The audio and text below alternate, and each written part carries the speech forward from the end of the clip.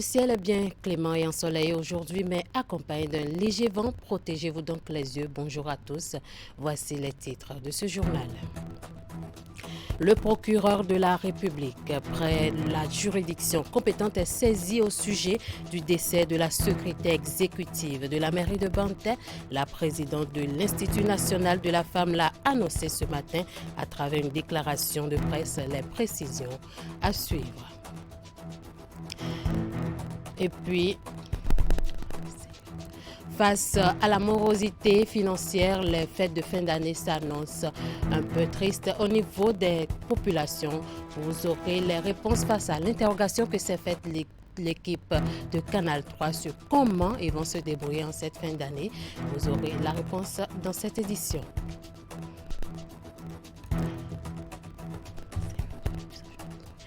Et puis, dans Romain, grande retrouvaille, format rénové du Festival international des cultures du Dahomey. Après un moment de suspension, les manifestations portées par le conseil communal sont initiées en réponse aux sollicitations et exigences des filles et fils de la cité des Ouégbadjavi.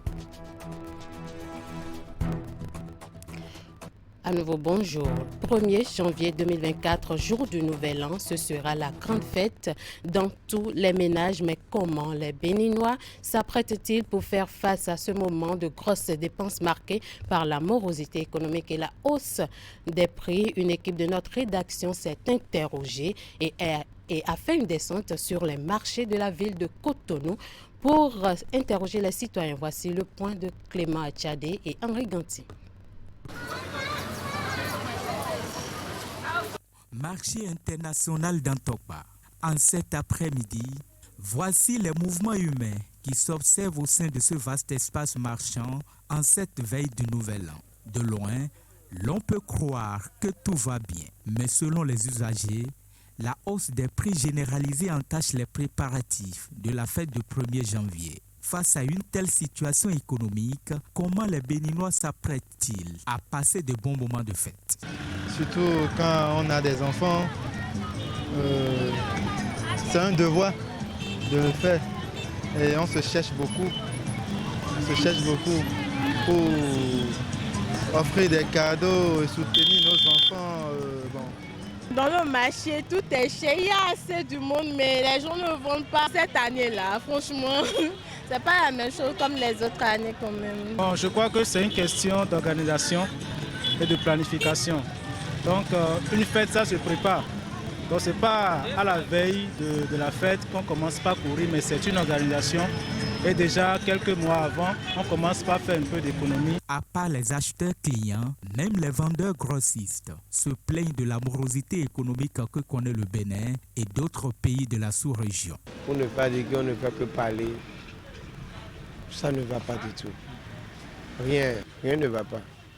Les produits sont chers. Les produits sont chers. Il y a encore la mévente.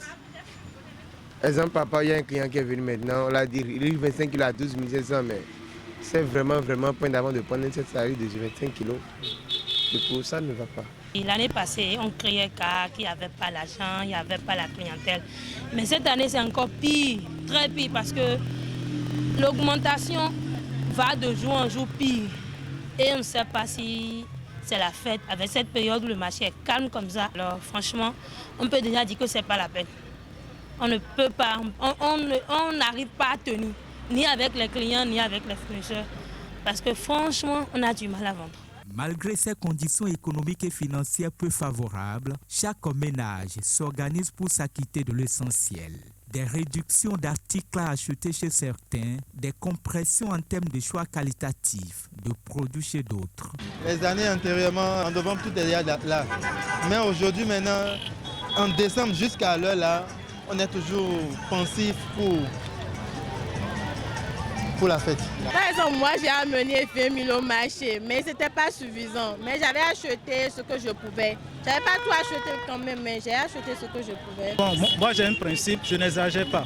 Donc, je fais avec ce que j'ai et je pense qu'avec ma famille, ça va. Donc, les fêtes vont passer, mais les dettes vont rester. Donc de faire attention, de se planifier et de faire surtout attention aux dépenses pour ne pas, après les fêtes, être fauché. La hausse des prix dans un contexte où le Bénin tient le palmarès du pays de la sous-région ayant le taux d'inflation le plus bas, les usagers du marché d'Antokpa et d'autres citoyens du Bénin ont du mal à comprendre alors les raisons. Pour le côté du gouvernement, je ne saurais trop m'engager dans ce débat parce que ça, c'est sa parole contre notre parole. Lui, il est peut-être quelque part, on lui fait le retour des dits du marché, mais c'est nous qui sommes sur le terrain et qui pouvons donner un peu sur ce qui se passe. Il n'y a pas histoire de maîtrise des prix, maîtrise de quoi que ce soit. Non, il n'y a rien qui a baissé. Il n'y a rien qui a baissé, au contraire. Quel que soit le niveau des prix des produits de grande consommation, la fête aura lieu. Chaque ménage s'affaire pour le nécessaire. C'était un reportage de Clément Achadé et Eder Moupevi. Le président du Conseil économique et social n'est plus. Augustin Tabekbian est décédé à l'âge de 111 ans à l'aube de ce mercredi des suites d'une maladie. L'information a été confirmée à la rédaction de Canal 3 Bénin par ses proches. On revient ici brièvement sur le parcours de cet homme qui a dirigé pendant 2 mandatures cette institution constitutionnelle de la République. Un récit de William Clécan. Si la Providence lui accordait encore 7 mois de vie, il aurait achevé son second mandat à la tête du Conseil économique et social. Hélas, ce ne sera pas le cas. Augustin Tabekbian tire sa révérence à l'aube de ce mercredi 27 décembre 2023, après avoir passé 9 ans, 5 mois et 6 jours dans les plus hautes fonctions du CES. Élu pour la première fois le 21 juillet 2014, il rempile en 2019, après l'installation des membres de la 6e mandature de l'institution, le 23 juillet de cette année. Tabekbian est né à Bembereke, le 1er janvier 1952. Il est diplômé en droit et en sociologie à l'Université nationale du Bénin, puis en communication à Paris-sur-Seine en France. Inspecteur des douanes à la retraite, il est le 4e président du CES dans sa nouvelle version sous le renouveau démocratique tel que créé en 1992, après avoir été vice-président de la 3e mandature. Le président défunt a été aussi chargé de mission de Premier ministre en 2011. Cette 6e mandature du Conseil économique et social a été secouée par plusieurs décès de hauts conseillers de la République. Le président Tabekbian s'en va après le vice-président Nestor Ouadani en septembre 2021 et le général Soumane Woké l'an dernier. Je l'annonçais en début d'édition, la présidente de l'Institut national de la femme, Maître Huguette Bokpe-Nyakadia, a fait ce jeudi matin une déclaration de presse au sujet du décès de la secrétaire exécutive de la mairie de Banté.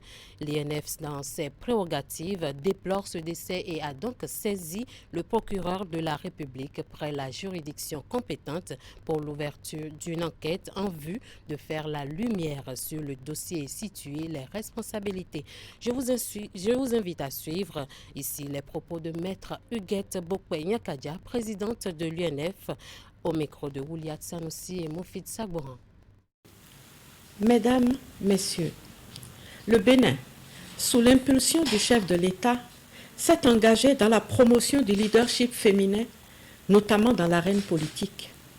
Cette volonté a été manifestée de façon très concrète à travers des mesures institutionnelles et législatives, y compris des mesures temporaires spéciales, à la faveur desquelles plusieurs femmes, dont les capacités et les compétences sont avérées, ont été nommées secrétaires exécutives dans nos mairies. Mais force est de constater qu'elles rencontrent de sérieux obstacles à l'exercice de la gouvernance locale en raison du fait qu'elles sont du sexe féminin. C'est ainsi que le 26 octobre dernier, la secrétaire exécutive de la mairie de Tukuntuna a démissionné en évoquant des faits de harcèlement et de contraintes de tous ordres, des conditions de travail hostiles, des menaces, la non-acceptation de la gente féminine à un tel poste, etc. Une autre femme nommée a décliné cette opportunité qui lui était offerte pour se préserver. Et avant cela, d'autres démissions, dont celle de femmes, ont été rapportées. Maintenant, c'est le décès de la secrétaire exécutive de la mairie de Banté que nous déplorons. Ce décès survient quelques jours après qu'elle ait émis un message vocal WhatsApp qui a été relayé par les réseaux sociaux. Dans ce message qui revêt l'allure d'une véritable alerte, elle a fait état de son sentiment d'insécurité face à des menaces dont elle était l'objet, sa peur de perdre la vie, ainsi que d'intervention auprès de sa personne par des tiers. La loi a donné à l'Institut national de la femme le pouvoir de s'auto-saisir au sujet de tout fait relevant de sa compétence. C'est en vertu de ce pouvoir que l'Institut national de la femme a saisi le procureur de la République près la juridiction compétente pour ouvrir une enquête et faire la lumière sur ce dossier, afin que toutes les responsabilités soient situées, que les infractions commises soient punies avec la dernière rigueur et que toutes autres procédures civiles, administratives ou de tout autre ordre soient engagées.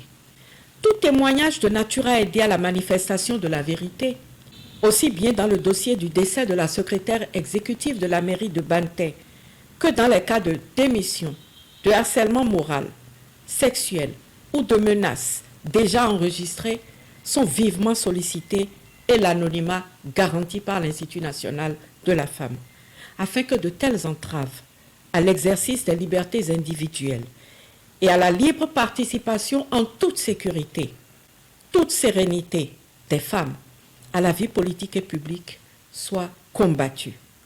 J'exprime, au nom de l'Institut national de la femme, nos sincères condoléances à la famille et à l'époux de feu Marie-Roméo Merinto.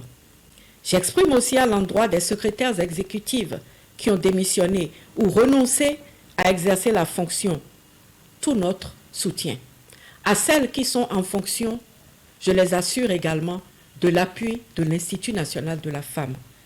Je voudrais dire à toutes les femmes du Bénin notre volonté d'œuvrer à l'avènement d'une société béninoise où les femmes pourront saisir sans crainte les opportunités d'exercice de responsabilité, y compris dans l'arène de la gouvernance nationale et locale, et pourront librement déployer aux côtés des hommes leurs dons, talents, compétences pour un Bénin brillant et riche de l'ensemble de son capital humain. La lutte contre toutes les formes de discrimination et de violence à l'égard de la femme se poursuit. Le droit sera dit et justice sera faite. Je vous remercie. Et puis, frappé par la nouvelle du décès de Marie-Roméo Merinto, secrétaire exécutive de la mairie de Banté, et dans un élan de solidarité, un groupe de femmes politiques s'est rendu au domicile de la défunte. Je vous propose d'écouter le porte-parole à la fin de la visite. Et nous avons fait le déplacement ici ce jour, unis comme une seule femme, comme une mère, une sœur, pour venir soutenir la famille de Madame Marie-Roméo Merinto et Poussingbo, qui nous a quittés dans des conditions vraiment tragiques. Nous sommes affligés, nous sommes vraiment meurtris, et c'est avec cette douleur dans le cœur que nous sommes venus dire toute notre compassion à la famille, à ses proches, à ses enfants, et recommander son âme à la miséricorde divine pour qu'elle repose en paix. Nous sommes porteurs d'un message de paix, un message fort, au nom de toutes les femmes, comme je l'ai dit tantôt, toutes celles qui sont là ce jour, celles qui n'ont pas pu être là, mais qui sont de cœur avec nous. Le Bénin reste un pays uni et nous le prouvons aujourd'hui par notre démarche, nous en tant que femmes béninoises. Je remercie toutes celles qui ont fait le déplacement ce jour, car c'est toutes les chapelles politiques sans distinction qui sont là. Je les remercie toutes. Je remercie Madame Christelle Rondonouveau qui a eu cette belle initiative, qui a eu cette belle inspiration, que Dieu la bénisse. Et nous irons jusqu'au bout de notre démarche, car c'est une démarche forte que nous entendons entreprendre. Dans la poursuite de cette édition, Olivier Bocoq, candidat à la présidentielle de 2026, c'est le vœu des femmes leaders du département des Collines. Et elles l'ont fait savoir le samedi 23 décembre dernier à la faveur d'un géant meeting politique au centre universitaire de Saverne. Réunies au sein du mouvement des femmes leaders des Collines, ces Amazones ont clamé haut et fort leur désir de voir Olivier Bocoq candidat à cet important rendez-vous électoral. C'était en présence des femmes leaders venues des 6 6 communes du département, des sages, notables et têtes couronnées, ainsi que du président du mouvement Option, Olivier Bokor 2026. Reportage Jacques Dekbe, Socrate Adantodé. Il sera élu président dans ce pays. Le ton est ainsi donné depuis cet amphithéâtre archi-comble du centre universitaire de Savet pour la présidentielle de 2026. Le mouvement des femmes leaders du département des collines n'a Dieu que pour un seul homme, Olivier Bokor. En effet, au-delà d'une suscitation, nous, femmes leaders des collines, portons votre candidature, car c'est une candidature de foi, une candidature de raison. Et ici, à partir de Savet, la ville des Mamelles, vous pouvez compter sur les femmes. Et sachez que près de 8 millions de Béninois vous ont déjà témoigné leur confiance à travers les nombreux appels à vous adresser. Les femmes leaders des collines ont le dos assez large. Nous avons la force et l'énergie suffisantes pour réaliser cet exploit dont nous devons être les précurseurs. Un choix qui, selon elle, se justifie par le charisme, mais surtout les œuvres dans le silence de l'ami dans l'ombre du président Patrice Talon. Et le moins que l'on puisse dire est que ces femmes leaders ne comptent pas se contenter d'une simple déclaration. Nous allons parcourir monts et vallées pour mobiliser la grande majorité des Béninoises et Béninois autour de cet idéal national. Nous sommes impatients que le sommes. Comme votre candidature, notre disponibilité est désormais visiblement actée. Nous prendrons le devant et vous serez encadrés dans la sécurité requise. La cérémonie de ce jour est l'aboutissement d'une série de consultations des femmes leaders des 6 communes du département des collines qui ont décidé unanimement d'afficher officiellement notre position pour les élections présidentielles de 2026. Bante, Savalou Glazoué, Dassazoumé, Wessé et Savé, ces femmes leaders sont venues des 6 communes des collines pour lancer cet appel à l'homme d'affaires de 59 ans. Ce que femme veut, Dieu veut. Retenez tout simplement, Olivier Bokor nous dira un jour, oui, je suis prêt pour le job. Oui, il nous dira. Et oui, nous pouvons, allions-nous lui répondre. Ensemble, resserrons nos rangs pour un Olivier Bokor prêt pour poursuivre les réformes structurelles entamées dans notre pays. Et en attendant celui d'Olivier Bokor, les mouvements de suscitation de sa candidature se multiplient sur toute l'étendue du territoire national. Jeunes, hommes et femmes, ils sont nombreux à voir en cet entrepreneur prospère l'homme idéal pour occuper la plus haute fonction de l'État en 2026. La direction de la coopération universitaire du ministère en charge de l'enseignement supérieur a organisé ce mercredi une table ronde sur les opportunités de cette coopération. Les travaux de cette conférence annuelle portent sur les modèles de partenariat pour l'employabilité et la recherche scientifique. La cérémonie d'ouverture a eu lieu à la Cour d'appel de Cotonou. Clément Tchade et Henri Ganti. Pour impulser une nouvelle dynamique au partenariat entre les universités, les principaux acteurs de l'enseignement supérieur se retrouvent pour définir une nouvelle feuille de route. À travers cette table ronde de conférence annuelle sur les opportunités de la coopération universitaire et scientifique, les parties prenantes s'engagent à donner une nouvelle orientation à ces partenariats pour plus d'impact. Dans un contexte géopolitique en pleine mutation, notre système universitaire national doit saisir cette occasion que nous offrons aujourd'hui à travers bien sûr les échanges et les débats pour se positionner à l'international. Votre participation reflète très bien la mobilisation de tous les acteurs concernés par cet enjeu de la société. Aujourd'hui, si les universités commencent à comprendre qu'il faut un partenariat, une coopération avec le secteur privé, c'est une bonne chose. Et beaucoup d'universités ont déjà sollicité le Conseil national du patronat du Bénin. Et nous sommes fiers d'être là, comme je le disais tantôt, pour participer à cette table ronde.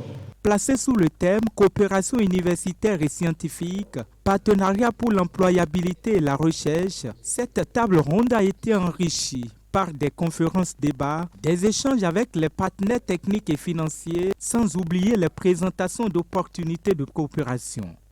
De cette rencontre, j'attends donc de vous des idées innovantes pour repenser et mieux décliner la vision du gouvernement en matière de coopération universitaire et scientifique à tous les niveaux, aussi bien au niveau institutionnel que fonctionnel.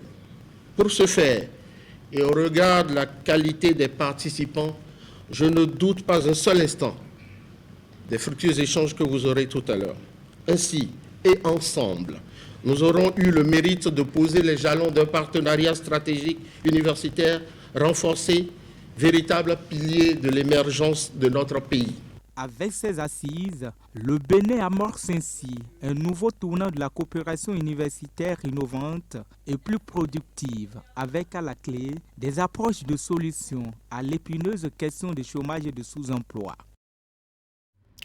Après plusieurs années d'études couronnées de succès, ils sont désormais déversés sur le marché de l'emploi. Ce sont les étudiants de la 5e promotion de master de l'Institut universitaire de technologie de l'Université de Parakou. La cérémonie de remise de parchemin s'est déroulée au sein de l'amphimile du campus devant parents et amis en présence des autorités rectorales, décanales ainsi que du parrain Inoussa Zimechabi, maire de la ville de Parakou. Reportage Jacques Degbe, Modeste à Danzeto. Ils sont au total 11 auditeurs en master qui viennent ainsi de décrocher les parchemins pour le compte de cette 5e promotion. C'est le résultat de plusieurs années de dur labeur, faites de moments de larmes et de joie. Cette 5e promotion concerne en réalité 18 auditeurs. 18. Mais malheureusement, ou heureusement aussi, nous avons en face de nous 11. Une est malade, 2 sont permissionnaires, les 2 autres, on ne sait pour quelle raison. Mais je voudrais revenir sur 2 cas. Pour vous dire que l'IUT est un petit institut, mais lourd.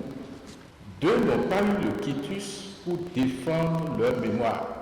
J'ose le dire, monsieur le maire, et que les collègues m'excusent, je n'ai pas ma langue dans ma poche, pour des querelles internes. De la satisfaction, bien sûr, au moment de porter leur touche, mais ces nouveaux récipiendaires savent qu'ils viennent de loin et cet aboutissement heureux n'a été possible sans le concours de certaines personnes. Nous savons gré, chers enseignants, mais aussi du soutien indéfectible du directeur de l'IUT qui n'a rien ménagé de son énergie pour notre réussite. Chers parents, vous avez été toujours là. Acceptez notre merci.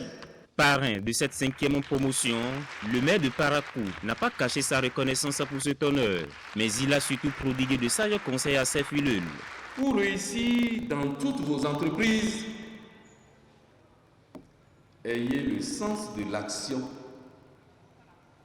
et de son utilité,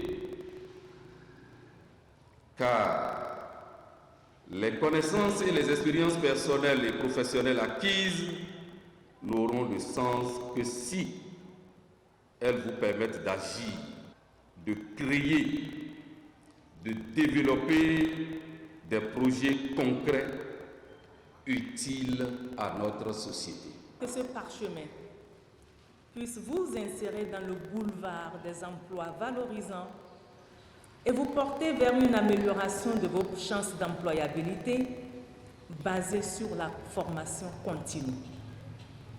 Pour cela, l'université reste ouverte à vos projets professionnels. Créé en 2001, tout comme l'Université de Parakou, l'Institut universitaire de technologie est un établissement supérieur de formation et de recherche en gestion, en économie et en ingénierie. Son cycle de master ouvert en 2016 à 2017 compte aussi filières.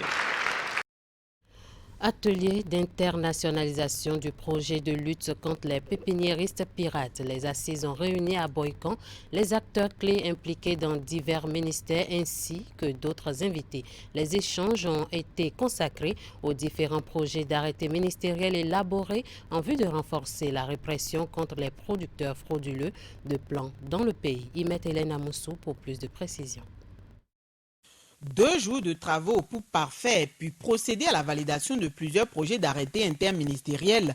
Les tests objets de débat sont élaborés dans le cadre du plan d'action de lutte contre les pépiniéristes pirates. Ceux qui vont payer des plans pour leur projet de mise en place des plans pérennes, des plantations, que nous les protégeons maintenant pour que ceux-là n'arrivent pas à payer de faux plans. Parce qu'au Bénin, comme il n'y avait pas une loi qui réprime ceux qui vont payer, ceux qui vont produire des plans, des faux plans, des plans pirates, nous sommes obligés de dire, nous pépiniéristes, plaider qu'on mette en place un projet de lutte contre ces pépiniéristes pirates. L'objectif de l'atelier est de renforcer la lutte contre les pépiniéristes qui produisent frauduleusement les plants de palmiers à huile, d'anacadier, des agrumes et mangues. Les assises de Boycon interviennent à la suite d'autres étapes au cours desquelles les tests d'avant-projet de 3 arrêtés ministériels ont été élaborés. Ont répondu à l'invitation des organisateurs, des représentants des ministères de l'Agriculture, de l'Industrie et du Commerce, de la Sécurité publique ainsi que de la gouvernance locale. À ces derniers s'ajoutent des émissaires de la Plateforme nationale des organisations paysannes, de la Fédération nationale des producteurs de semences du Bénin, puis des mandataires, des pépiniéristes des plants de palmiers à huile, d'anacadier, de mangue et les agrumes. Cette initiative est vraiment salutaire parce que toutes les fois que nous sommes appelés à intervenir sur le terrain, nous sommes souvent limités dans nos actions quand il est question de détruire des plants issus des pépiniéristes pirates et qu'il est question de les interpeller. Le sous-secteur semencier au Bénin reste de plus en plus dominé par un système informel qui procure près de 80% des semences utilisées dans les exploitations agricoles de production végétale. Cet état de choses est à l'origine de la faible production de la plupart des spéculations vivrières et de rente, dont le palmier à huile, l'anacadier, la mangue, les agrumes, qui font partie des filières prioritaires inscrites au programme d'action du gouvernement PAG. C'est pour renforcer davantage la répression des pépiniéristes pirates et conforter la police républicaine et les autres acteurs de la juridiction béninoise dans l'observance d'une procédure judiciaire contre les pépiniéristes pirates que des projets d'arrêté interministériels ont été élaborés. Chers participants, le présent atelier nous réunit pour la validation de ces projets d'arrêté. Vu la qualité des hommes et des femmes présents, je n'ai aucun doute sur les résultats à obtenir et sur le déroulement des travaux. Au nombre des résultats attendus au terme de cet atelier figure aussi la présentation aux acteurs clés du contenu du plan d'action de lutte contre les pépiniéristes pirates et le document mis à leur disposition.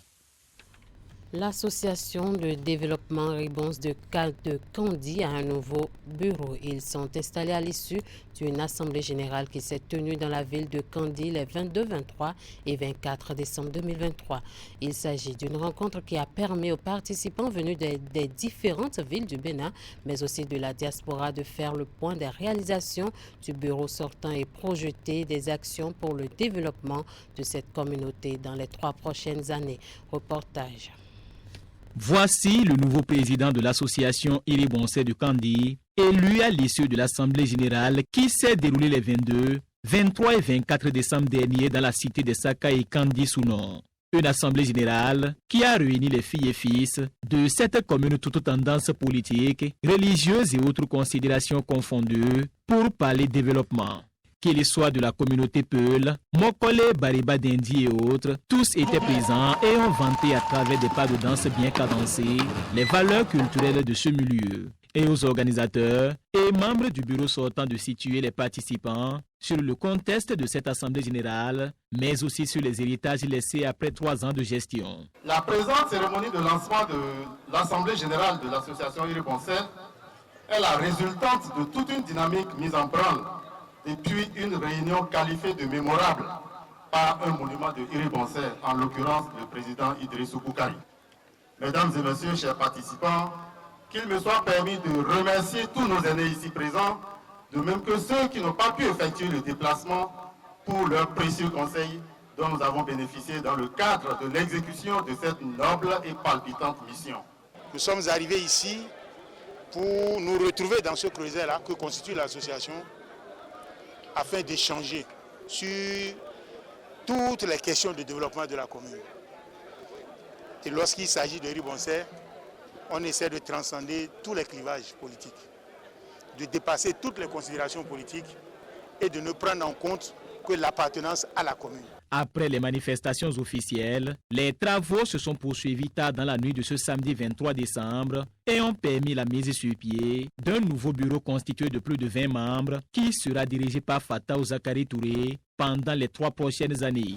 Kandi, depuis bientôt une dizaine d'années, est classé parmi les dernières communes en matière de réussite scolaire. Cela ne me paraît pas normal. Les ressources existent. Le tout premier défi donc sera orienté certainement vers l'éducation. Ensuite, je ne suis pas prétentieux, ce n'est pas facile, mais je parlerai aussi sécurité.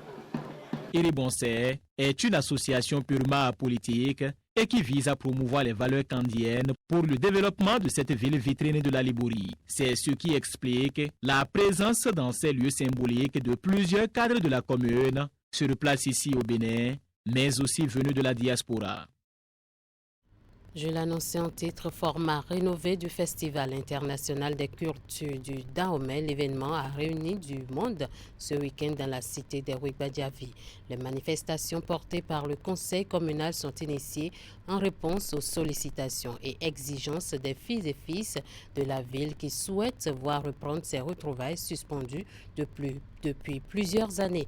Pour cette édition transitoire, un programme alléchant a été concocté en vue de faire découvrir au public les nombreuses richesses culturelles, touristiques et historiques d'Abomey. Plus de détails avec Imet, Hélène Moussou et Georges Vaudouna.